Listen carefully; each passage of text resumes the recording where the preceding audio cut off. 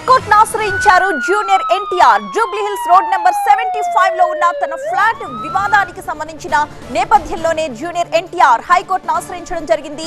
2003లో గీతాలక్ష్మి అనే వ్యక్తి నుంచి ఫ్లాట్ కొనుగోలు చేశారు ఎన్టీఆర్.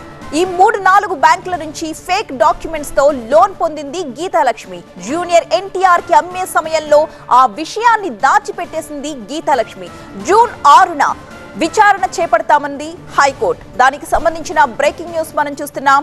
హైకోర్టును ఆశ్రయించారు junior NTR. Jubilee hills road number 75 లో ఉన్న ప్లాట్ విషయంలో ఈ వివాదం అంతా రాజుకుంది. మా ప్రతినిధి ప్రణీత మరిన్ని డీటెయిల్స్ తో సిద్ధంగా ఉన్నారు. ప్రణీత, హీరో జూనియర్ ఎన్టీఆర్ హైకోర్టుని ఆశ్రయించారు.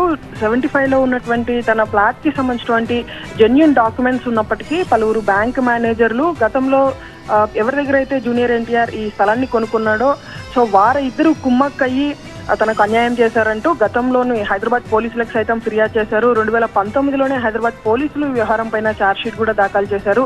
అయితే అప్పుడు పలువురు బ్యాంక్ మేనేజర్లతో ఎన్టీఆర్ కి స్థలం అమ్మినటువంటి గీతాలక్ష్మి అనేటువంటి వ్యక్తి 2003కి ముందు చాలా బ్యాంకుల నుండి ఈ డాక్యుమెంట్స్ పెట్టి మార్ట్గేజ్ ద్వారా లోన్ తీసుకుంది. అయితే అలా ఒక బ్యాంకు కాదు, అనేక బ్యాంకుల దగ్గర కొన్ని నకిలీ డాక్యుమెంట్స్ సృష్టించి చాలా బ్యాంకుల దగ్గర లోన్ తీసుకుంది. అయితే జూనియర్ ఎన్టీఆర్ చెన్నైకి సంబంధించినటువంటి ఒక బ్యాంకుకి వెళ్ళి అక్కడ తీసుకున్నటువంటి లోన్ అంతా కూడా క్లియర్ చేసి ఆ ప్రాపర్టీకి సంబంధించిన డాక్యుమెంట్స్ ను స్వాధీనం చేస్తున్నారు. అప్పటి నుండి కూడా పొజిషన్ లో జూనియర్ ఎన్టీఆర్ ఉన్నారు. ఆ తర్వాత ఈ విషయం తెలుసుకున్నటువంటి పలు బ్యాంక్ మేనేజర్లు డిఆర్టీని ఆశ్రయించారు. సో తాజాగా డిఆర్టీ జూనియర్ ఎన్టీఆర్ కి వ్యతిరేకంగా ఒక ఆర్డర్ ఇచ్చింది. సో డిఆర్టీ ఆర్డర్ ని సవాల్ చేస్తూ జూనియర్ ఎన్టీఆర్ హైకోర్టును ఆశ్రయించారు. ఈ వ్యవహారం పైన జూన్ 6న తెలంగాణ హైకోర్టు విచారణ చేపట్టనుంది. Right, thank you Praneetha.